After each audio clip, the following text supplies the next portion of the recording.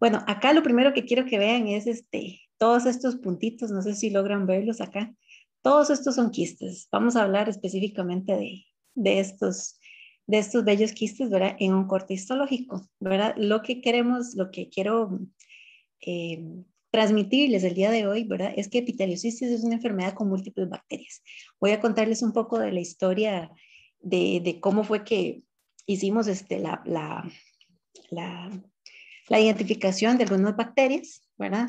Y qué es lo que está publicado, digamos, hasta a la fecha sobre epiteliocistis. Entonces, para que ustedes puedan familiarizarse, los que ya conocen la enfermedad perfecto y los que no, pues, este, que, que lo tengan ya en su lista de enfermedades en peces.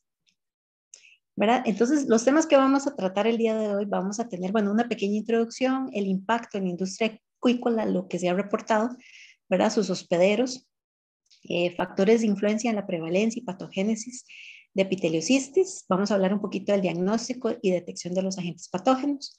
Agentes etiológicos, me voy a centrar un poco en el caso de Suiza, ¿verdad? Que fue lo que yo hice en el doctorado, más o menos para que ustedes tengan una idea de cómo fue que llegamos a encontrar las bacterias pues, que encontramos, ¿verdad? A nivel molecular.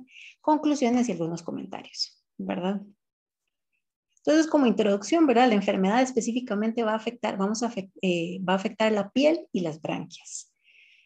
Tenemos, la enfermedad es bastante interesante porque afecta peces marinos y de agua dulce. Se reportan alrededor de unas 90 especies, más o menos. Entonces, imagínense la gran variedad de especies que están involucradas, ¿verdad? Ya hablando de 90, tenemos una cantidad bastante interesante, ¿verdad?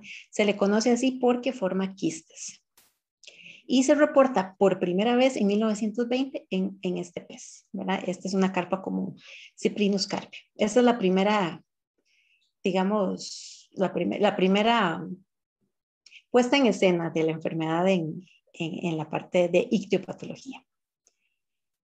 Luego, en 1969 es que ya se le coloca el nombre epiteliocystis, ¿verdad? Como una lesión asintomática, infección crónica en el pezol. Esta fotillo está un poquillo fea, pero más o menos para que tengan una idea de cuál es el pez en el que se reportó, ¿verdad? El Lepomus macropyrus, ¿ok? Entonces, con respecto al impacto, ¿verdad? En la industria acuícola, bueno, se reportan más de 90 especies, ¿verdad? Suele afectar más a los juveniles. Entonces, esto es un punto crítico porque al afectar a los juveniles o a los alevines, ¿verdad? Ellos son la primera, digamos, las fases iniciales en cualquier sistema de producción. Entonces, al afectar a los juveniles, pues vamos a tener un problema en todo lo que tenga que ver con los inventarios de la producción, ¿verdad? Se desconoce el impacto en especies silvestres. ¿Por qué se dice esto? Se dice esto porque no hay un muestreo, digamos, a nivel de especies silvestres. Habría que, por ejemplo, colocarles como una especie de microchips para poder nosotros identificar las rutas, digamos, de los peces y hacer un muestreo para ver en qué momento, bueno, si los peces ya fallecen, pues perdemos esa información, pero por lo menos podríamos tener una información de las poblaciones, ¿verdad? Y eso realmente, no es que no es imposible, solo que depende de cada país que tanto quieren invertir en esa área. Ahora más adelante les contaré un poco cómo es que funciona en Suiza, ¿verdad? La causa de la muerte de los peces, ¿verdad? Está relacionado con el fallo respiratorio causado por inflamación, proliferación celular, ¿verdad? Sería una hiperplasia, que va a ser un incremento en el número de las células, necrosis de las lamelas branquiales, rodeando los quistes, ¿verdad? Esto básicamente lo vieron todos estos autores que generalmente están ubicados en Grecia, ¿verdad? En Creta, específicamente. ¿Verdad? Aquí para que ustedes tengan una idea de cómo es que se va a ver la lesión. Esto no es específicamente epiteliocitis porque nosotros podemos encontrar múltiples factores que pueden provocar esto que se está nombrando acá, ¿verdad? Esto realmente es muy inespecífico, pero es lo que se ha visto, ¿verdad? Entonces, acá tenemos primero una microfotografía, ¿verdad? De una branquia normal. Esto es para que ustedes se familiaricen con lo que deberían de ver de manera normal, ¿verdad? Vamos a tener aquí eh, los filamentos branquiales y las lamelas. Entonces vean que las lamelas las podemos ver de manera separada, ¿verdad? Se ven bastante bien. Hay una cosa muy importante cuando nosotros evaluamos las branquias, es porque nosotros podemos tener también muchísimos artefactos, ¿verdad? Podemos tener algunas imágenes que parecen, por ejemplo, alguna lamela que podamos tener como un aspecto como abombado, si se quiere decir así, ¿verdad? Como podría ser un artefacto, podría ser edema. Por eso es importante también que la persona que esté evaluando la lámina histopatológica pues también tenga el expertise, y es importante también tener bastante información digamos, condiciones físico-químicas, ¿verdad? Cómo estaban los niveles de oxígeno, cómo estaba la temperatura, hasta el manejo es importante, porque las branquias llegan a ser un órgano bastante delicado. Podemos tener la presencia de aneurismas, para una fragilidad capilar, pero eso simplemente puede llegar a ser por un manejo un poco brusco, ¿verdad? Pero esta imagen quiero que ustedes se la queden, ¿verdad? Porque esto es una branquia dentro de los parámetros relativamente normal. Ahora sí, empezamos a ver algunos cambios. Vean acá donde tenemos un quiste, tenemos este material granular basofílico, ¿verdad? Para los que no están muy familiarizados con la histología, pues basofílico, esto va a ser el color morado, ¿verdad? Entonces, y vamos a tener aquí un poco de infiltrado inflamatorio, ¿verdad? Ya vamos a empezar a tener, no vamos a ver esta lamela tan definida, ¿verdad? Vean que aquí tenemos hasta la comparación, ¿ok? Luego tenemos aquí, ya vamos viendo que no podemos ver lamelas, ¿verdad? Ya se van funcionando junto con un infiltrado inflamatorio. Acá tenemos un quiste presente, ¿verdad? Y vamos a tener aquí cartílago. Y aquí eritrocitos. Vean qué bonito cómo se conserva con la presencia de núcleo. Luego vamos a tener la presencia de quistes, ¿verdad? Más quistes y la fusión lamelar. Vean la inflamación. Vamos a tener aquí vasos sanguíneos. Vean qué bonito se ven acá los eritrocitos. Y vean acá cómo nosotros logramos ver, o sea, no logramos ver esas lamelitas tan bonitas que vimos, por ejemplo, en esta microfotografía, ¿verdad? Entonces, fusión lamelar. Recuerden que es muy importante que la fusión lamelar no va a ser exclusivamente del epiteliocistis. Vamos a tener fusión lamelar por un montón de causas, pero sí está relacionado que tenemos estos hallazgos, ¿verdad? Con la presencia de epiteliocistis. ¿Verdad? Entonces vean acá los quistes. ¿Ves? Tenemos aquí un material un poquito más compacto, y si nos vamos un poquito hacia atrás, vamos a ver que este es un material un poco más granular, ¿verdad? Y no hace como esta especie de halo. Ahora les voy a hablar un poco al respecto de estos dos quistes. Quiero que se queden con estas dos imágenes, ¿verdad? Un material un poco más compacto con este halo, ¿verdad? Ok. Entonces vean acá tenemos otra microfotografía donde se ve un infiltrado inflamatorio, ¿verdad? Muy severo. Vean que perdemos prácticamente la arquitectura de las branquias, ¿verdad? De los filamentos. Aquí tenemos varios quistes. Ven que tenemos morfologías. Ven, acá tenemos una con un material un poco más compacto, con este halo, y vamos a tener algunos, creo que por aquí no se ven, bueno, este parece que es un poquito más fino y granular, pero vean cómo se pierde completamente la arquitectura de la branquia. Entonces, lógicamente, al tener unas branquias, bueno, lógicamente esto es solamente un arco branquial, pero imagínense que posiblemente el pez vaya a tener afectación pues, de manera bilateral. Entonces, generalmente van a ser peces que vamos a tener, que los vamos a encontrar en la superficie. Bueno, acá tenemos otros quistes, ¿verdad? Ven que estos quistes no están afectando tanto porque ven que se logra ver la arquitectura, se conserva la arquitectura, se ven los quistes, ven que es un material más compacto con este halo, ¿verdad? Y no hay tantísima, digamos, se conserva todavía la arquitectura branquial. ¿Ok? Entonces, esto es en cuanto a la microscopía, ¿verdad? La microscopía vamos a lograr observar estos tipos de quistes. Cuando vamos a la macroscopía es un poco frustrante la mayoría de las especies porque, bueno, lo que se reporta en la literatura es que son nódulos de color blanco, ¿verdad? Aquí vamos a tener un ejemplo de un pez pipa, que sería este que está acá. Esto es una microfotografía de un gran amigo que me la había facilitado hacía bastantes años. Ellos lograron ver esto por estereoscopio. Entonces vean qué bonito donde logran ver los quistes. Pero esto no se logra ver en todos. Por ejemplo, en trucha no se ven, en tilapia tampoco, ¿verdad? Por ejemplo, hay uno que se llama el Diplodocus punctatus, ese también se pueden ver lesiones tanto en piel como en branquias. Lastimosamente, en una gran mayoría de especies macroscópicos se no lo va a poder ver, ¿verdad? Pero si lo logran ver, ¿verdad? Como son 90 especies, pues pueda que es muy probable que se encuentre en alguna de las especies poder ver estas lesiones macro, ¿verdad? En la salmotruta, ¿verdad? Que fue con la que yo más trabajé, no se aprecia absolutamente nada, sobre todo porque se utilizaban los alevines o el joven del año, que le llaman en inglés el younger of the year, ¿verdad? Pero esto para nosotros lograr determinar si era uno, si eran alevines, ¿verdad? O si eran peces jóvenes, nosotros necesitábamos de la ayuda de digamos como de gente, de rangers que le llamábamos allá en Suiza, que eran los que siempre están en el departamento de pesca y de vida silvestre en cada cantón, que nos ayudaban para determinar si el pez era un alevino, ¿verdad? Pero generalmente cuando se hacían los muestreos, nosotros no logramos encontrar absolutamente nada, ¿verdad? No, ninguna lesión macroscópica, ¿verdad? Pero es importante que ustedes lo tengan en cuenta en caso de que vean alguna especie con alguna lesión, ¿verdad? Eh, por otro lado, ¿verdad? En el caso del Signatus tifle, se observan lesiones nodulares, ¿verdad? Este sería el ejemplo.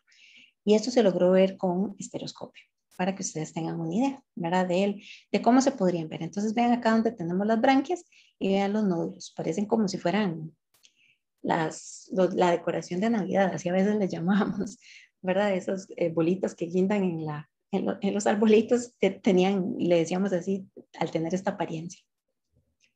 ¿Ok? Entonces, estas lesiones, tanto macro como microscópicas, ¿qué nos van a afectar? ¿Verdad? Entonces vamos a encontrar un montón de desequilibrio en el pez, ¿verdad? Con una excreción de amonio, en la excreción de amonio, el intercambio gaseoso, en equilibrio ácido-base, produce reducción de ingesta de alimento, exceso de producción del moco, ¿verdad? Que ese moco es la primera barrera de defensa que tenemos tanto en piel como en branquias, ¿verdad? Vamos a tener un exceso, que eso también va a ser contraproducente y vamos a tener peces letárgicos, ¿verdad? Entonces, si nos vamos hacia atrás y vemos esta branquia, pues pienso que con mucha lógica tenemos todos estos problemas de desbalance, ¿verdad? Excreción de amonio, porque estas branquias prácticamente no son funcionales. Ok, entonces, con respecto al impacto monetario, bueno, al tener tantas especies, hay una cosa que es importante acotar, ¿verdad? Se han descrito en algunos casos, una gran mayoría de los, digamos, de las publicaciones que hay en epiteliocistis, a veces son peces o digamos en algún acuario o en alguna producción, ¿verdad? Que han fallecido, entonces se ha hecho el reporte, ¿verdad? Pero no se han hecho estudios, digamos, digamos, de gran a nivel país como para determinar qué tanto la enfermedad es, causa daños a nivel de producción. Entonces hay relatos de caso, ¿verdad? Digamos que lo que le llaman en inglés el short communications, ¿verdad? Que dicen, ok, encontramos esto, se le hicieron estas técnicas diagnósticas y pum, encontramos epiteliocistis. Estas y estas bacterias son las que están involucradas en la presencia del epiteliocistis, ¿verdad? Entonces, eh, se desconoce mucho sobre la parte monetaria, pero sí se ha determinado que ha sido una enfermedad emergente. Ahora les voy a contar, en este caso, en el año 2008, ¿verdad? El Diplodocus punctatus, este que está acá en Grecia, empiezan a tener una gran cantidad de mortalidad en alevines. Lógicamente, eso fue en el centro helénico, ¿verdad? En Creta, un instituto de investigación que ellos hacen producción, digamos, dan asesoría técnica, ¿verdad? A productores. Entonces tuvieron una gran mortalidad. Ellos hacían venta de alevines cuando era un centro de investigación, pero también de transferencia tecnológica. Entonces empezaron a tener una gran cantidad de mortalidad de alevines, Lógicamente, lo primero que ellos pensaron era la presencia de algún virus, hicieron cultivo celular, no encontraron nada, lógicamente hicieron exámenes en fresco, histología, hasta que empezaron a encontrar estos quistes, ¿verdad? Ahí fue donde se unieron, por ejemplo, Catarius se une con Loy Bong en la Universidad de Zúrich, entonces solicitan una, este, era como un financiamiento no, digamos, no retornable de la Unión Europea para poder determinar la posible causa o los agentes patógenos que estaban a cargo de, que estaban haciendo esa mortalidad tan severa en estos alevines de Diplodocus punctatus. ¿Ok? Ahorita sigo con la historia, porque esto después yo lo voy a unir con lo que se hizo en Suiza, ¿verdad? Pero entonces para que lo tengan ahí, ¿verdad? Entonces, esta fue como de las primeras alarmas, ¿verdad?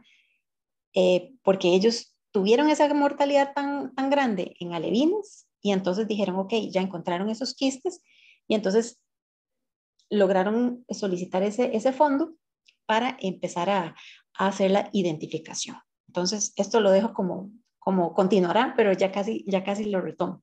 ¿Verdad? Quiero cerrar en la parte monetaria porque en salmónidos la enfermedad se reporta como la número 13 de 25 enfermedades. ¿Verdad? Esto lo reportan Murray, ¿verdad? Estos autores, pero específicamente en salmónidos. No hay absolutamente otro dato, ¿verdad? En otras especies productivas en qué ranking se encuentra la epiteliocistis, ¿verdad? Pero es importante que en salmónidos ustedes tengan esta información, está en el puesto número 13. ¿Verdad? No se incluyen otras especies y tampoco se contempla la presencia de coinfecciones presentes, ¿verdad?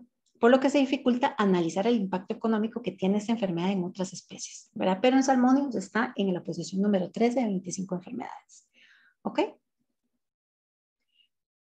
Entonces, factores de influencia en la prevalencia y patogénesis del epiteliocistis. Ok, la gran cantidad de especies que afecta esta enfermedad y sus ubicaciones geográficas tan variadas, no es sorprendente que se conozca poco, ¿verdad? ¿Qué factores son los desencadenantes en la presencia de la enfermedad? ¿Verdad? Entonces, al tener peces de agua salada, al tener peces de agua dulce, ¿verdad? Condiciones climatológicas completamente diferentes, hace que su patogenia, explicar la patogenia de la enfermedad es bastante complicado, ¿verdad? Se han encontrado la presencia, por ejemplo, de claviclamidia, pisciclamidia en el Mediterráneo y en el Mar del Norte. Y esas mismas especies se han encontrado en las cuencas del Ródano y del Rin en Suiza, por ejemplo. Entonces, ¿cómo explicar que esa bacteria tiene la capacidad de pasar de un medio de agua salada, de agua dulce a salada, ¿verdad? Entonces, esa capacidad, pero también se desconoce cuáles son, digamos, los hospederos que están involucrados en la enfermedad, ¿verdad? Todo eso tenemos como quien dice popularmente un hoyo negro, ¿verdad? Se tienen también algunas hipótesis como cambios de temperatura y condiciones de estrés, pero eso es realmente muy general para acuacultura, ¿verdad? En la parte acuícola, eso siempre va a ser un detonante para cualquier enfermedad, como lo explicaba el día de ayer el doctor López, ¿verdad? Una de las hipótesis, por ejemplo, en Suiza, era que en el verano era la época del año donde la enfermedad se presentaba, pero esa hipótesis fue completamente destruida una vez que hicimos unos muestreos en un río en el mes de noviembre, donde ya empezaba a enfriar y la temperatura del agua estaba a -5. De hecho, que ese día que yo tomé las muestras, mi supervisora me dijo, ¿para qué va a hacer eso si no vamos a encontrar epiteliocistis? Y ¡pum! Ahí estaba. Ahí estaban los peces positivos, ¿verdad? Entonces, también nos quedó la duda de que, ok, puede ser que el verano sea el detonante, ¿verdad? Pero la bacteria logre permanecer aún en temperaturas más bajas. Es probable, pero se desconoce en realidad la digamos, la causa. ¿Ok? Entonces, para darles un ejemplo digamos, específicamente de Suiza y con respecto a las temperaturas, les quiero enseñar esto. Bueno, aquí vamos a tener, esta es la parte bueno, esta es digamos, una parte del mapa de Suiza. Este es un río que está cerquita, frontera con Alemania. Vea que tenemos un 24% de peces positivos con una temperatura de 21 grados. ¿ok? Ese es el río Glat. Luego nos vamos al Vina, vea que estamos acá, el Vina ya nos vamos un poquito más, igualmente estamos cerca de la frontera con Alemania, pero vea que tenemos 14.8 y tenemos 60% de peces positivos, ¿verdad? Y el M, que está un poquito más hacia el centro, ¿verdad? Esto está en el cantón de Berna, tenemos el 60% y a 16. Entonces vean que tenemos peces positivos a 21 grados, ¿verdad? En un menor porcentaje, pero también tenemos a una temperatura más baja, un 60%, ¿verdad? Entonces vean que la temperatura es bastante variable, ¿verdad? Ahí vamos a encontrar la presencia del epiteliocistis, ¿verdad? Entonces la temperatura. Algunos autores hablan que altas densidades pueden promover el desarrollo de la enfermedad, pero eso pues es una cuestión muy general porque sabemos que las altas densidades en cualquier sistema de producción es como una bomba de tiempo, ¿verdad? Estamos exigiéndole mucho a los peces y tenemos un gran estrés, ¿verdad? En la parte de producción, ¿verdad? Este se aplica más a los peces en sistema de producción y no tanto para los silvestres, aunque algunos autores mencionaron que que los más afectados son los peces silvestres, ¿verdad? Esto realmente siempre va a tener alguna controversia porque ¿cómo saber la cantidad de peces que hay en un río para nosotros poder determinar que están más infectados que los peces de producción, cuando los peces de producción generalmente, si el productor es ordenado y tiene su biomasa relativamente, o sea, si sabe cuánta biomasa tiene, pues es más fácil pues determinar el impacto de una enfermedad que un animal silvestre donde no sabemos las cantidades de animales que se encuentran en los ríos, ¿verdad? En cuanto a la transmisibilidad, ¿verdad? Se cree que la posibilidad de transmisión vertical y horizontal, pero no se descarta la presencia de un vector como por ejemplo una ameba, ¿verdad? Se han hecho algunas, en Suiza, por ejemplo, se hicieron algunas colectas de algunas amebas, se trató de buscar la bacteria, pero realmente no fueron exitosas digamos, esos muestreos. Además de que, por ejemplo, en el caso de las bacterias, por ejemplo, la clamidia, ¿verdad? Es una bacteria intracelular y cultivarla es sumamente complicado. Entonces, no se ha podido, digamos, poder aislar y determinar cuál es el ciclo y cuáles son digamos, los hospederos o los posibles vectores que están eh, haciendo parte del ciclo de la enfermedad. Entonces ahí tenemos como, digamos, algunos agujeros negros que hay que ir poco a poco pues tratando de ir armando esos rompecabezas. ¿Ok? Diagnóstico de epiteliocistis y detección de los agentes patógenos. Bueno, lesiones macroscópicas sí se observan, ¿verdad? Eso fue lo que les comenté previamente. Si no se aprecian lesiones macroscópicas, el examen en fresco en branquias podría mostrar algún indicio, pero sí es importante que tenga el ojo entrenado. Por ejemplo, yo he logrado ver algunos quistes sospechosos de epiteliocistis en el examen en fresco cuando se hace cuando se examinan las branquias. También es importante tomar en cuenta que tiene que ser, bueno, una superinfección, ¿verdad? O, o la presencia de quistes, en el caso de la tilapia son quistes muy grandes, como alrededor de unas 30 micras, pero sí el ojo entrenado es la clave, ¿verdad? Entonces, eso es súper importante. La histopatología, como ya vieron, la presencia de los quistes.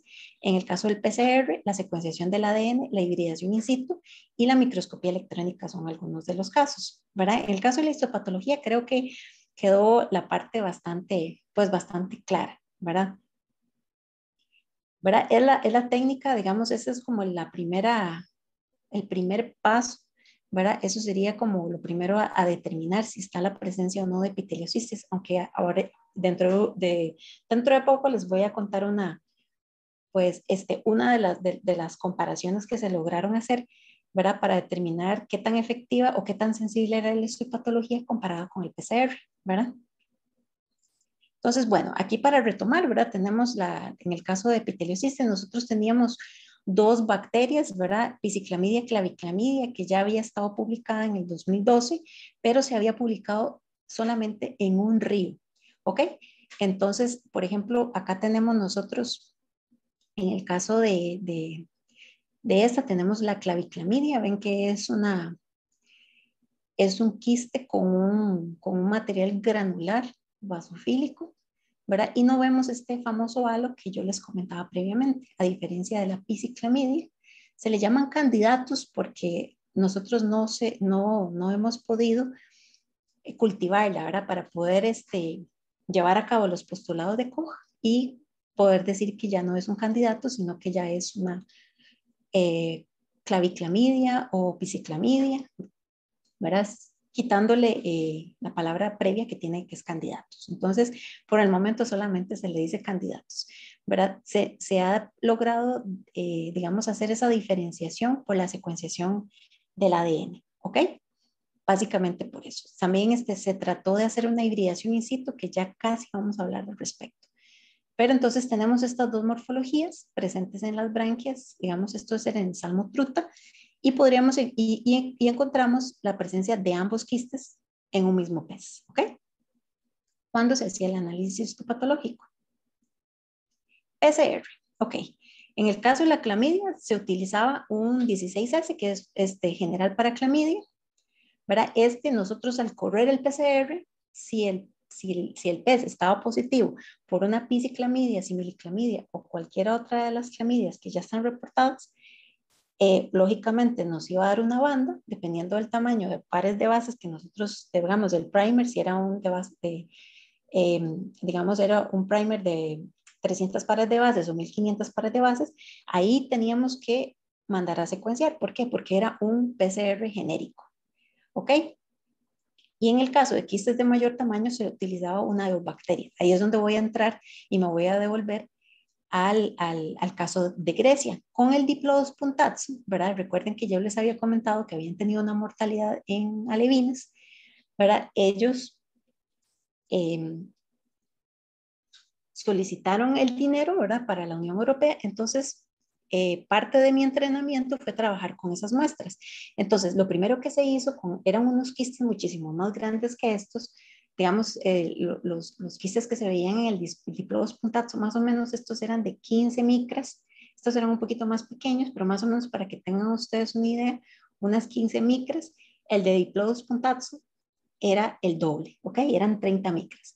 Pero aún así se corrieron se corrió el PCR de clamidia. Todo daba negativo, absolutamente todo. PCR negativo. Yo dije, bueno, seré yo, ¿verdad? Seré yo la que estoy haciendo mal las cosas. Se mandaba a secuenciar, ¿verdad? No daba nada más, o sea, no teníamos una información clara. Entonces ahí fue, como nos comentaba ayer el doctor López, es muy importante el trabajo interdisciplinario, ¿verdad? En el grupo teníamos una bióloga molecular, ¿verdad? Que tenía había hecho su doctorado en el Instituto Sanger, que fue el que había hecho todo lo que era el genoma humano, ¿verdad? Entonces ella, cuando empezamos a tener todos esos resultados negativos en el Diplodos puntatsu, entonces dice, bueno, corramos una eubacteria, ¿verdad? Ya con nosotros, al tener algún resultado, mandamos a secuenciar y logramos determinar qué tipo de bacteria la que nos estamos enfrentando, porque definitivamente clamidia no es. Cuando corremos la eubacteria, ¡pum!, se determina que es una beta proteobacteria y una gamma proteobacteria, ¿ok? Entonces, ya ahí se empiezan a diseñar los primers específicos para la beta proteobacteria, ¿ok? Entonces, ya teníamos por lo menos que epiteliocistis, en el caso de las truchas en Suiza, estaban, digamos, su agente primario eran clamidias, ¿ok? Entonces el 16S, general para clamidia, nos funcionó perfecto. En el caso de Diplodos puntatsu, fue el de eubacteria, que va a determinar cualquier tipo de bacteria, pero ¿cómo vamos a saber si la bacteria no es una oportunista o si es realmente la bacteria? Entonces, en un momento les voy a explicar cómo es que uno puede llegar, ¿verdad? De manera muy general a determinar cuáles son las bacterias que encontramos en la secuenciación, ¿ok? Entonces, generalmente se hace un muestreo primero con un primer, ¿verdad? O con un cebador de 300 pares de bases. ¿Para qué? Primero, bueno, todo va a depender del estilo de trabajo que vaya a realizar el investigador, ¿verdad? El investigador de cabecera. En el caso de nosotros, nosotros primero hacíamos uno de bases cortas, de pares de bases cortas para determinar si estaba o no la clamidia. Si estaba o no la clamidia, posteriormente hacíamos un PCR de 1500 pares de bases para poder generar los árboles filogenéticos. ¿Y con qué objetivo estos árboles filogenéticos? Para nosotros poder determinar y comparar qué bacterias, ¿verdad? Estaban presentes en Suiza y poder compararlas con otras secuenciaciones de otros países, ¿ok? Entonces, bueno, no se ve muy bien este árbol filogenético, ¿verdad? Pero, por ejemplo, acá donde van saliendo estas informaciones, vea todo lo que dice true, ¿verdad? Todos estos son muchas de mis secuencias, ¿verdad? Y vean que acá tenemos una similitud con Claviclamidia salmonícola, que esta fue una trucha silvestre aislada en Noruega. Luego tenemos aquí esta otra, ¿verdad? Estas Claviclamidias salmonícola, que este es un salmón del Atlántico de Noruega. Entonces, vean, aquí tenemos trucha, aquí tenemos un salmón. Y esta era un salmón de Irlanda. Entonces, vean lo interesante porque se puede, con esta información se puede hacer epidemiología genómica. ¿Qué quiere decir eso? Que con estas clamidias, vean que tenemos aquí en Noruega y en Irlanda, ¿verdad? Trucha silvestre y tenemos salmones, ¿verdad? Salmo salar. Entonces, vean lo interesante que tenemos diferentes especies, ¿verdad? Bueno, son salmónidos al final de cuentas, pero digamos, este sería salmo truta y aquí salmo salar. Y tenemos estas secuencias que están familiarizadas, ¿verdad? O están cercanas a estas secuencias. Entonces, también podemos hacer una identificación o la importancia de poder nosotros ver el movimiento de peces a través, digamos, de los diferentes países. Eso es súper importante y así también se logra hacer una determinación de, digamos, cómo va viajando la enfermedad. ¿Ok? Entonces, con la secuenciación del ADN, nosotros generalmente todos este montón de letritas que ustedes van a ver acá, de esa es la secuencia, ¿verdad? De una de las tantas secuencias digamos, de las truchas que se obtuvieron en los muestreos, ¿verdad? Nosotros vamos a ingresar, digamos, nosotros nos van a enviar esto, hacemos el PCR, digamos, hacemos un PCR general para clamidia. Vamos a devolvernos. Es que esto viene animado. Nos devolvemos, digamos, ok, hacemos la extracción del ADN, ¿verdad? Recuerden que nosotros hacemos una extracción de ADN de pez, ¿ok? Utilizamos este 16S que es general para clamidia, entonces si vamos a tener un resultado positivo, tenemos que mandar a secuenciar porque nos está diciendo este general para clamidia, que es clamidia. ¿Cuál clamidia? No sabemos. Ahí tenemos que irnos a esta secuenciación, ¿verdad? Que nos van a enviar, nos envían esta secuenciación, hacemos un copy, ¿verdad? Un copy paste, nos vamos a este website que es de BLAST, ¿verdad? Nucleotide BLAST, le hacemos clic, entramos la secuencia, vean acá donde tenemos nosotros la secuencia, y posteriormente le ponemos BLAST, aquí le hacemos un clic. Tenemos que esperar un ratito, pum, pum, pum, pum, mientras el BLAST va buscando la información. Y pum, aquí encontramos, por ejemplo, Candidatus claviclamidia salmonícola, ¿verdad? Tenemos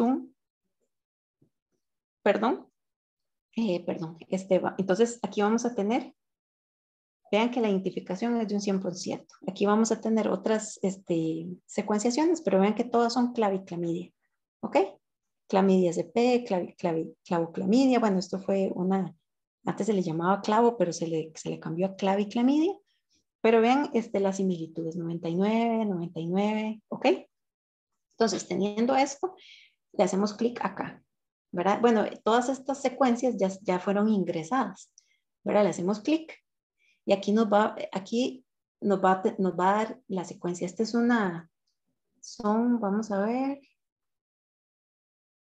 ok, 1486 pares de bases, ¿verdad? Y aquí nos va a decir dónde fue publicada esta secuencia. Entonces, bueno, aquí está el artículo en el que fue publicado, y dónde está incluida esta, ¿cómo se llama? Esta secuencia. ¿Por qué es importante toda esta información?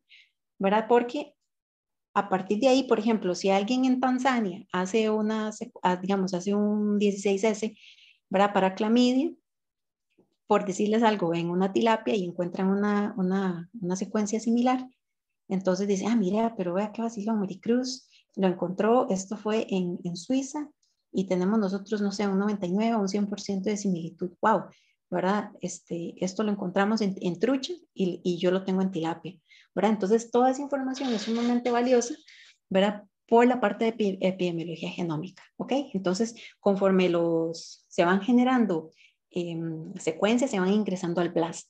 Entonces, ahí uno puede, es importante nosotros hacerle clic para nosotros ver el origen, ¿verdad?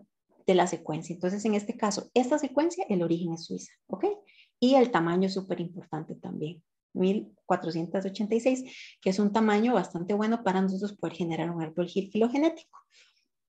¿Ok? Esta sería como la forma de realizar el BLAST. Puede que para algunos de ustedes esté un poco de letras y esto sea un poco confuso, pero digamos, esto es como realmente la base, ¿verdad? Lógicamente ya después esta secuencia se coloca en un software y se hace una limpieza porque lógicamente vamos a tener algunos ruidos, ¿verdad? Que le llaman, que van a ser errores en la secuencia, ¿verdad? Y eso hay que limpiarlo, ¿verdad? Entonces es como cuando ustedes hacen una base de datos en Excel y después hacen como una limpieza de la base de datos para poder empezar a trabajar en el programa estadístico. Viene siendo una comparación un poco burda, pero para que ustedes tengan una idea, ¿verdad? Lógicamente, vamos, en este caso nosotros teníamos pues nuestra querida bióloga molecular, ¿verdad? Que era la que hacía los árboles filogenéticos, y ella era la que hacía pues la magia. Pero digamos, cuando yo recibía la secuencia, este era lo que yo hacía, ¿verdad? Eso lo hacía yo para por lo menos nosotros tener una idea ante qué estábamos, ¿verdad? Si encontrábamos alguna especie diferente, alguna especie nueva, ¿verdad? O si encontrábamos similitudes con lo que ya estaba publicado, ¿verdad? Entonces, básicamente esta es la secuencia de cómo se hace esta secuenciación de ADN, ¿ok? Aquí vamos a tener, bueno, esta se ve bastante, no se ve muy bien. Igualmente yo les puedo facilitar el artículo para que ustedes lo tengan con muchísimo gusto. Este es el último artículo que salió, que es como, digamos, un estudio retrospectivo de todo lo que está publicado digamos, sobre epiteliocistis. Entonces vean que, por ejemplo, aquí tenemos el continente de origen, que lo vamos a tener en diferentes colores, ¿verdad? Entonces, en esto vamos a tener el resumen vean aquí que donde tenemos la beta-proteobacteria, que estos son los del Diplodocus punctatus, ¿verdad? Aquí vamos a tener, pero vean que tenemos endozoicomonas, ictiocistis, branquiomonas, signamidia, claviclamidia, pisciclamidia, paraliclamidia, similiclamidia, actinoclamidia, ¿ok? Muchas de estas han sido detectadas en Australia, para que tengan una idea, por ejemplo, ¿verdad? Entonces, y aquí vamos a tener lo que son las especies. No se ve muy bien, pero igualmente yo les puedo facilitar el artículo con muchísimo gusto. Pero entonces, para que ustedes tengan una idea de que esa sería la base. O sea, si ustedes tienen, por ejemplo, alguna enfermedad, digamos en peces, que ustedes dicen, pucha, esto realmente no sé qué es, ¿verdad? Corren una eubacteria y entonces lógicamente tienen que hacer pues el PCR, eh, eh, se hace todo el procedimiento de rutina, ¿verdad? Para nosotros lograr enviar a secuenciar, se manda la secuenciación y se analiza, ¿verdad? Entonces ahí usted puede determinar, puede que, no sé, si usted está trabajando con tilapia y le dice que la bacteria, no sé, por ejemplo, nosotros habíamos hecho unos estudios aquí en Costa Rica sobre el Flavobacterium, entonces se compró un primer general para Flavobacterium. Encontramos un montón de lesiones necróticas, ¿verdad? Muy características del FLAO, pero yo quería determinar cuál era el FLAO que estábamos presentes. Entonces me mandaron la secuencia, hicimos el blast y plum, encontramos que la secuencia era muy similar a la del mismo artículo que estaba en Tailandia, ¿verdad? Y haciendo un estudio retrospectivo y una investigación, la empresa había adquirido unos peces de Tailandia en algún momento no nos precisaron la fecha, pero sí habían, entonces, digamos, sí se habían adquirido unas tilapias de Tailandia que ingresaron al país. Entonces, toda esa información genómica es súper importante porque nos podemos ir haciéndole una trazabilidad. ¿Ok? Hibridación in situ. Una vez que nosotros tenemos la secuencia, digamos, nosotros, por ejemplo, vamos a devolvernos aquí un poquito. Tenemos esta secuencia, se analiza y va a haber algo que va a ser sumamente específico de esta claviclamidia, que no la va a tener ninguna otra, ¿ok? Entonces, generalmente de esa secuencia se saca esa sonda específica. Entonces, se utiliza un fluorocromo para que nos va a dar un color y hacemos la hibridación in situ. Esto se hace con tejido parafinado, ¿verdad? Se hacen ciertos procesos para es todo un proceso en el que hay que hacer incubaciones de manera que los quistes vayan a, nosotros vayamos, digamos que el quiste vaya a tener contacto con esa sonda y vaya a tener, digamos, como que vaya a hacer esa unión de llave cerradura. Y aquí, por ejemplo, en esta secuencia de pisciclamidia, tenemos estos quistes que son positivos, ¿verdad? Esto nos está indicando que estos quistes son de pisciclamidia. Entonces tenemos pisciclamidia, claviclamidia. Esto es un DAPI, que esto simplemente es para, digamos, para determinar ADN. Entonces, lógicamente, todo esto que se ve aquí, azul, pues lógico, hasta los quistes, porque ahí vamos a tener ADN, ¿verdad? Pero cuando ya cambiamos, queremos hacer solamente que el fluorocromo se vea, digamos, reflejado, tenemos esto, ¿verdad? Con la hibridación in situ, les voy a ser sinceros, no tuvimos muchísimo éxito porque cuando nosotros, por ejemplo, usábamos bueno, esto se escaneó, ¿verdad? El escáner tenía la facilidad de poder cambiar como las diferentes, digamos, fluorocromos, ¿verdad? Entonces, la idea era que cuando se hacía para claviclamidia, solamente los de claviclamidia, el fluorocromo se hiciera presente, ¿verdad? Junto con la sonda, lógicamente. Pero a veces encontramos quistes que teníamos reacción para PIS y para clavi al mismo tiempo, ¿verdad? Entonces ahí siempre nos surgió la duda de que si en el quiste estaban las dos bacterias o que simplemente era un error del diseño de la sonda, ¿verdad? Entonces en eso también pues es importante que sea una secuencia específica, que sea exclusiva de la pisciclamidia, de la claviclamidia o de la bacteria que se esté estudiando, para dar fe de que realmente la hibridación in situ estaba funcionando, ¿verdad? Pero bueno, pero igualmente esto es una técnica diagnóstica que es muy utilizada, ¿ok? Pero recuerden, es una secuencia específica que solamente la vaya a tener esa bacteria, ¿ok? Por eso la eubacteria es una secuencia que generalmente la comparten absolutamente todas las bacterias, ¿verdad? Pero es sumamente útil porque si usted del todo no sabe ante qué patógeno está presente, ¿verdad? Entonces, eso es una herramienta diagnóstica bastante buena, ¿ok?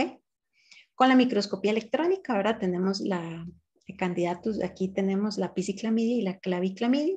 Se logra determinar por la microscopía electrónica por las diferentes fases de las bacterias y su división, ¿verdad? Y digamos las diferentes morfologías. Entonces, por ahí fue digamos que se logró determinar un poco las diferencias, ¿verdad? Las diferencias de que realmente esos dos quistes que estábamos viendo eran diferentes bacterias, porque, por ejemplo, algunos autores, eh, por ejemplo, una doctora que se llama Patricia Noguera me decía, Maricruz, pero ¿qué tal si esos dos quistes son de lo mismo, solo que están en una fase de su ciclo, digamos, diferente? Le digo yo, claro, es factible, ¿verdad? Es válido su observación.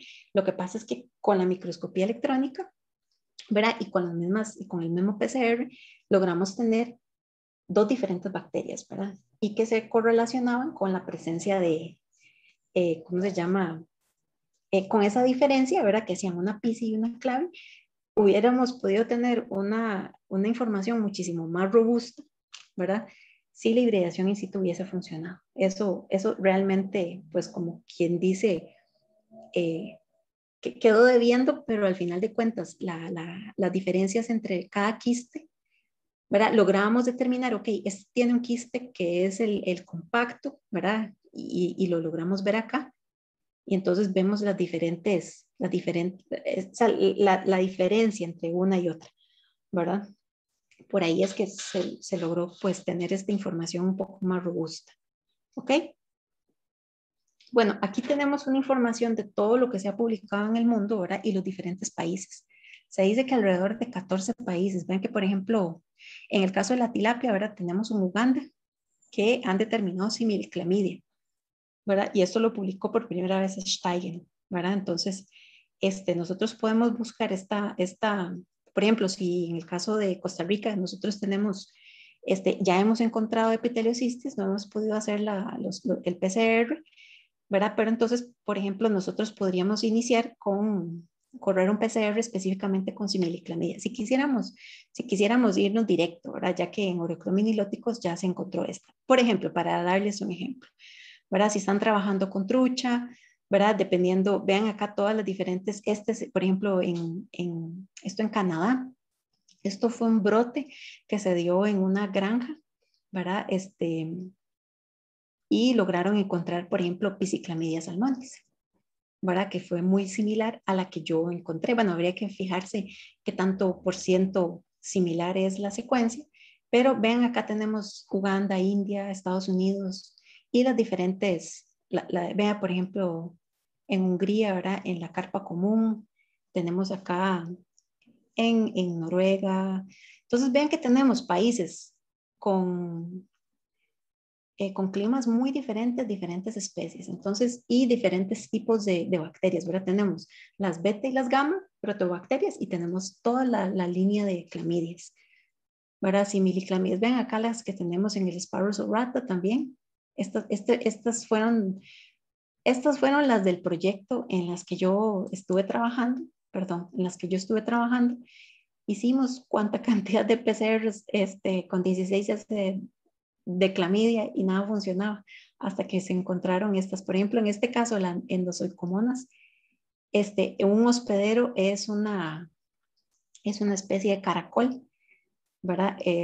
Si ya está, esta sí se puede, esta sí es más fácil de cultivar, ¿verdad? Igualmente está como candidatos, pero esta es más fácil de cultivar que con respecto a la clamidia, ¿verdad? Entonces, vean la variedad que tenemos acá de países y de especies. Entonces, esto hace que la enfermedad realmente sea bastante compleja, ¿verdad? Porque tenemos muchísimas climas, condiciones muy diferentes, ¿verdad? De producción, a veces son casos aislados, simplemente es un reporte de caso, ¿verdad? Entonces, ¿qué tanto impacto, qué tanto realmente está afectando la enfermedad? O qué otras enfermedades están presentes? Por ejemplo, en Suiza, el una gran cantidad, bueno, de los muestreos que se hicieron, se puede decir que ellos tienen muchísimo PKD, ¿verdad? Que es una mixozoa. Entonces, encontramos nosotros en la revisión histopatológica infecciones dobles. ¿Qué quiere decir eso? Encontramos la mixozoa y encontramos epiteliocistis en branquias, ¿verdad? Entonces, ahí era donde nos surgía la duda, ok, ¿qué viene primero, verdad? El PKD, ¿verdad? Que es la enfermedad proliferativa del riñón, el PKD o el epiteliocistis. El epiteliocistis es un oportunista o es el amixozoa oportunista. Entonces, todas esas hipótesis se nos venían porque ahora van a ver en el resumen cómo es la distribución de la enfermedad en Suiza, ¿verdad? Pero bueno, vamos por partes. Ok, ahora sí, entramos en Suiza, ¿verdad? En Suiza tenemos un detalle muy interesante porque tenemos las dos cuencas principales, el Ródano y el Rin, nacen en Suiza. ¿Ok? Entonces, con solo eso, ¿verdad? Ya tenemos, ya hay secuencias, ¿verdad? Ya en el Ródano, ¿verdad? Que va a desembocar en el Mediterráneo y el Rin en el Mar del Norte. Y ya hay secuencias de pisciclamidia, claviclamidia en el Mediterráneo y en el Mar del Norte, ¿verdad? Con condiciones, digamos, agua salada versus, por ejemplo, agua dulce. Entonces, digamos, lo fascinante de la bacteria de poder sobrevivir, ¿verdad? Y permanecer en esas condiciones que son muy, muy, muy diferentes. ¿Verdad? El primer reporte de epiteliocistis en Suiza fue en el año 2012, ¿verdad? Por Schmidt-Posthaus, ¿verdad? Pero solamente se reporta en un río. Entonces es ahí donde viene el interrogante, ok. Y claro, con el antecedente, digamos, esto fue mi supervisor que él cuando leyó el artículo dijo, mira, sí, esta gente está, reportó en un río, pero ¿cuál es la situación en Suiza en general? Si nosotros tuvimos, bueno, si él que ya había estado en contacto con catarios, ¿verdad? Con Pantelis, con toda la mortalidad que se les vino a los alevines de Diplodocus punctatus. Entonces dice, bueno, si fue tan fuerte en Grecia con los alevines, ¿verdad? Y en Suiza lo tenemos, ¿cuál es la condición general? O sea, ¿cuál es la condición sanitaria de esta enfermedad en el país? ¿Está distribuida alrededor de todo el país o simplemente en algunos focos? ¿Ok?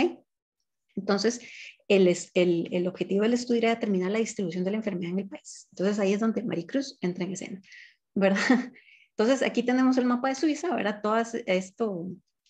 Todo esto corresponde a la parte, digamos, al área geográfica que va a tener que ver con los ríos que van a drenar hacia el Ródano, ¿verdad? Y posteriormente van hacia el Mediterráneo. Y toda esta área son las del Rin, que van hacia el Mar del Norte. Esta es la región de la cuenca del Po, pero esta gente, la zona italiana, no quiso ayudar. Ellos dijeron, no colaboramos, no nos interesa el estudio. Bueno, entonces, al final de cuentas, pues hubiese sido interesante haber tenido toda esta información, ¿verdad? Pero los más importantes eran estos porque son las cuencas más, pues, más grandes y al final de cuentas, todo esto va a dar al Mar del Norte y el Mediterráneo, ¿verdad? Que son grandes, eh, pues de gran importancia en producción también para todo lo que son países que se encuentran en la zona del Mediterráneo.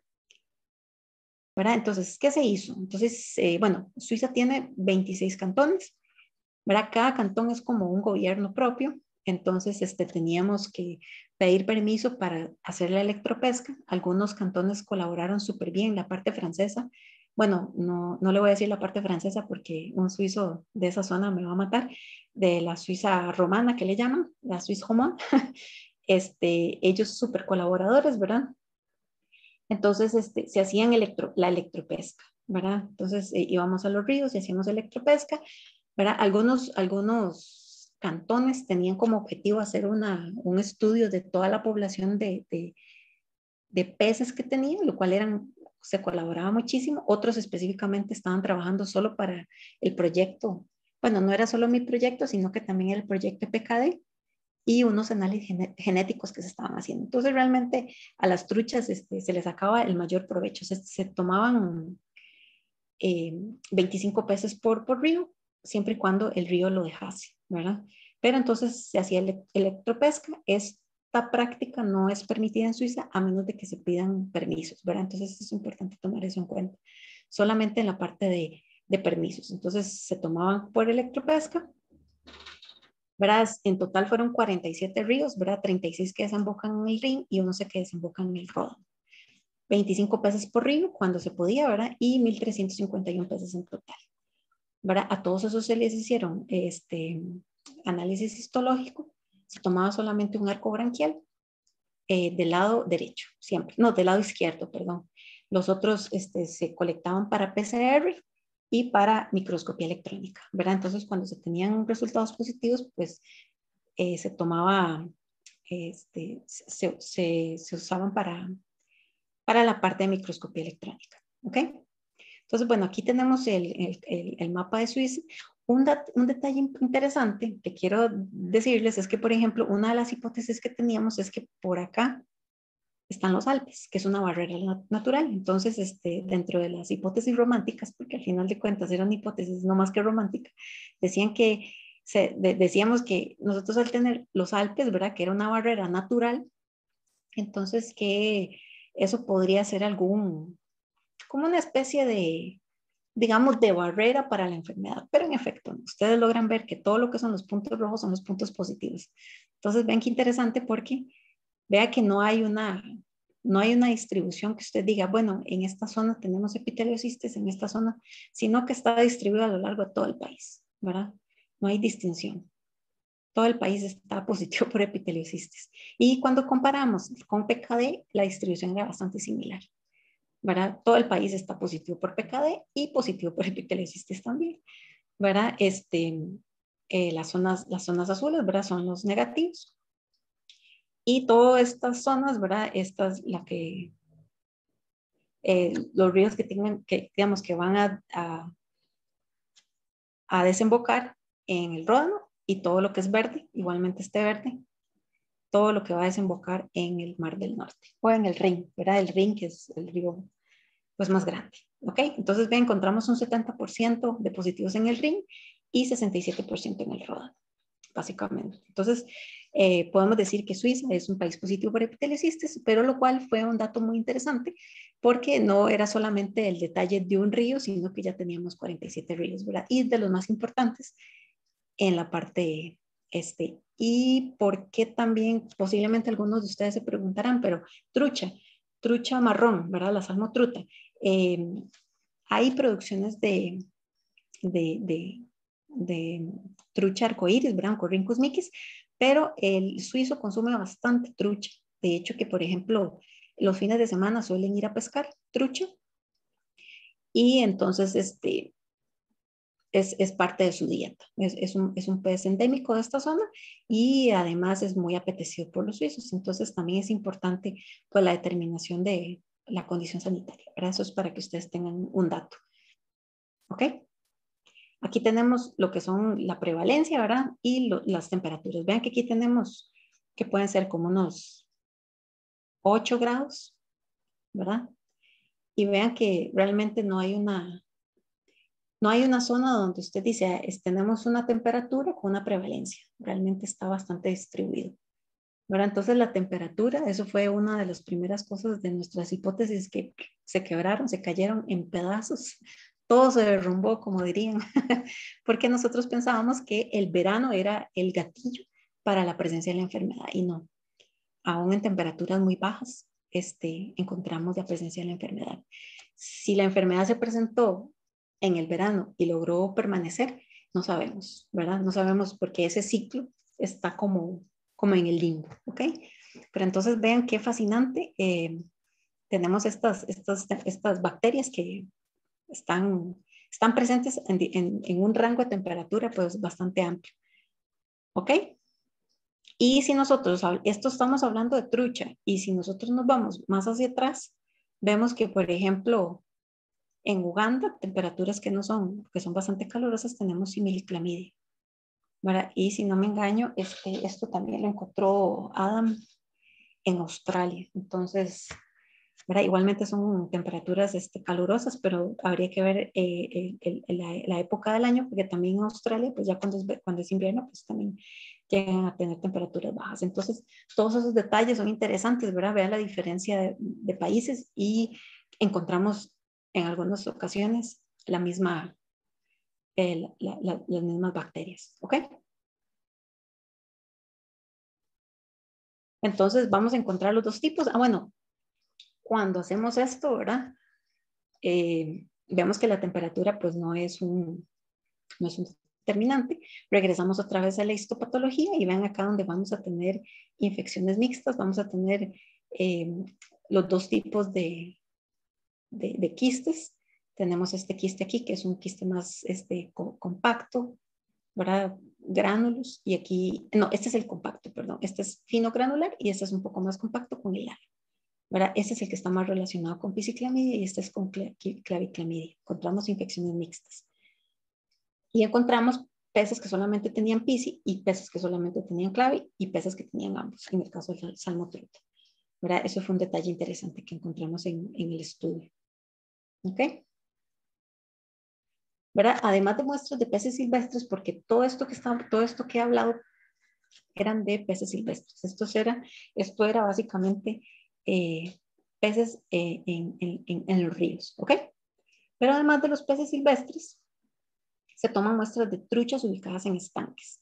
Lo que pasa es que estas truchas, voy a hacerles la acotación de una vez, nosotros teníamos la hipótesis inicial era, ok, los animales los animales que están presentes en las granjas, ¿verdad? Que vamos a hacer muestreos, van a tener muchísimo más presencia de epiteliocistis que los animales silvestres. ¿Por qué? Por las condiciones de estrés, por las condiciones, ¿verdad? Todo lo que se había hablado previamente en la introducción, ¿verdad? Que muchos autores han dicho.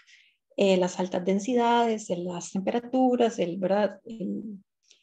Pueden ser detonantes, ¿verdad? O que sean precursores de la presencia de la enfermedad. Lo que pasa es que en Suiza, la mayoría de las granjas, bueno, hay unas granjas comerciales, pero son muy, muy pequeñas, pero las que nosotros hicimos muestreo es para repoblar los ríos. Entonces las densidades no son muchas, ¿ok? Las densidades que manejan realmente son peces muy felices, ¿ok? Esto lo hicimos en la parte que está en la parte del lago de Ginebra y, y encontramos estas granjas en estos 3 sitios, en estos 4 sitios, Lille, Clepon, Echalon y Benoche y Bufflen. Y entonces también quisimos hacer una comparación de qué tan sensible iba a ser la presencia, digamos, si la histología era positiva y comparábamos con PCR. Entonces vean que, por ejemplo, en el caso de Clepon, encontramos un 58% de casos positivos en histología y un 100% en PCR. ¿Verdad? Entonces la importancia también de la utilización de ambos métodos diagnósticos, ¿verdad? Posiblemente ustedes van a decir, de lógico, ¿verdad? Lógico que el PCR va a ser más sensible, claro, porque recuerden que nosotros cuando hacemos un corte histológico lo estamos haciendo solamente de un arco branquial y lo estamos prácticamente viendo en una dimensión, ¿verdad? Si nosotros lográramos tener digamos, un microscopio confocal donde hacemos una imagen 3D, posiblemente ahí vamos a tener un quiste que no lo estamos viendo en el momento del corte, ¿verdad? Que el PCR, cuando nosotros hacemos la extracción del ADN del arco branquial completo, vamos a tener la presencia de quistes que no estamos logrando ver nosotros en la histología. Entonces, es muy importante, ¿verdad? Que ustedes como profesionales siempre sepan que una enfermedad se requiere mínimo de 3 métodos diagnósticos diferentes para poder determinar la enfermedad. Lógicamente no siempre es posible, pero es importante que vean que en este caso tenemos que el PCR en todos los casos fue muchísimo más sensible. ¿Verdad? Pero lógico, lógico, es una cuestión lógica, pero es importante que no solamente se vayan por la histología, sobre todo en este tipo de estudios donde tengan que ver con la parte, digamos, de bacterias, esto es importante tenerlo en cuenta, ¿verdad? Siempre la histología es súper importante porque también nosotros vamos a determinar si hay daños a nivel tisulares, puede que hayan algunos daños que sean característicos, digamos, sobre todo si se conoce la patogénesis la patogenia de la bacteria, ¿no? Pero entonces ven acá, qué interesante, donde hicimos esta comparación, ¿verdad? Pero no estaban tan infectados como los peces silvestres, ¿verdad? Pero entonces otra de las hipótesis también es que decían, bueno, los peces silvestres, igualmente como son salmónidos, ellos llegan a un momento en que van a ir a procrear, se van a nadar contracorriente y todo ese estrés, ¿verdad? Y también hay zonas en las que pueden estar cerca de alguna zona industrial, que haya derramamiento de algún químico o lo que sea, ¿verdad? Entonces que ahí vamos a tener nosotros ese estrés que se le genera al pez, por ende, lógicamente va a tener la enfermedad, ¿verdad? En este caso, estos peces estaban con una biomasa muy reducida, eran peces muy felices que por ahí de septiembre eran liberados para los ríos. Eso es un programa que tiene el gobierno suizo para repoblación de los ríos. Entonces, digamos que las granjas son un poco atípicas, pero al final de cuentas encontramos la enfermedad, pero en menor, digamos, no tan severo como lo encontramos en las especies silvestres, pero pues lógico, las condiciones no son las condiciones normales de producción, como las que nosotros encontramos generalmente en la parte acuícola, ¿verdad? ¿Ok? Entonces, este dato sí es interesante porque queríamos hacer esa comparación y también la comparación de los métodos diagnósticos. ¿Ok? Entonces, con respecto, bueno, a conclusiones y, y comentarios, ¿verdad? Esa enfermedad involucra muchas especies, diferentes climas y condiciones climáticas. Entonces, eh, realmente es una enfermedad bastante interesante, ¿verdad? Porque tenemos muchas especies, ¿verdad? Que viven en condiciones muy diferentes. Tenemos diferentes especies. Por ejemplo, en el caso de tilapias, igualmente el doctor López posiblemente me va a decir que va a coincidir conmigo, ¿verdad? Tenemos diferentes morfologías de quistes, algunos quistes más grandes. También otro detalle importante que creo que no les mencioné, a veces hay quistes, por ejemplo, estos eh, parecen como los adornos de Navidad de los arbolitos, ¿verdad? Pero hay otros quistes muchísimo más grandes que se encuentran aquí como en la base, ¿verdad? O sea, son más grandes y producen la fusión lamelar. No necesariamente se van a encontrar acá, sino que se encuentran acá. ¿verdad? Como unidos al, digamos, más unidos hacia la zona del cartílago y los vasos, ¿verdad? Aferentes y eferentes que tenemos acá. Entonces es un quiste extremadamente grande. A veces encontramos eso en tilapias, ¿verdad? Los quistes varían mucho de especie en especie y el tamaño, ¿verdad? Por eso es importante la identificación con un PCR, porque nosotros en histología es bastante restrictivo porque simplemente lo que nosotros podemos reportar es la presencia del quiste, ¿verdad? El tipo de material, podemos hacer algunas tinciones, ¿verdad? Para ver si es un gran positivo, gran negativo, una tinción gram, ¿verdad? Por decirles algo, pero sí es importante la determinación de la bacteria, ¿verdad? Entonces, tenemos quistes que se van a encontrar más en estas zonas y estas quistes que se encuentran más como en las puntas de las lamelas. Bueno, en el caso cuando se logran ver lamelas, en este caso vemos que la inflamación es tan severa que realmente nosotros no podemos ver absolutamente nada, ¿verdad? O sea, se pierde completamente la arquitectura de la branquia, ¿verdad? Existen muchos vacíos en la patogenia, ¿verdad? No sabemos cuántos hospederos, tenemos ese vacío, ¿verdad? Pero todos los agentes etiológicos, eso sí, son bacterianos, todo es bacteria, ¿verdad? Entonces, uno de los objetivos también es lograr nosotros poder tomar las bacterias, ¿verdad? Para poder hacer un cultivo y poder hacer los postulados de Koch. Pero hay unas bacterias, ¿verdad? Por ejemplo, las clamidias son muy complicadas de cultivar, ¿verdad? Y una de las restricciones corresponden a que no se ha podido, bueno, cultivar, ¿verdad? Que fue lo que dije previamente, se desconocen los posibles antibióticos a utilizar en el caso de un brote de esta enfermedad. Entonces, al no tener esta información, pues se tiene ese vacío, ¿verdad? Hay algunos autores que han hablado de baños con formalina, otros con baños de sal, pero realmente nada de eso ha sido como confirmado, ¿verdad? Y no ha podido hacer un estudio de varios tiempo a ver si realmente estos han logrado, pues, eh, quitar la presencia de esos quistes, ¿verdad? Igualmente nosotros con este tipo de lesiones, ¿verdad? Ya a veces son lesiones muy severas que va a ser complicado, pues, revertirlas, ¿verdad?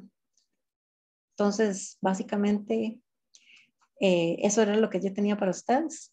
Espero que les haya gustado. Si tienen alguna duda, estamos 100% a la orden.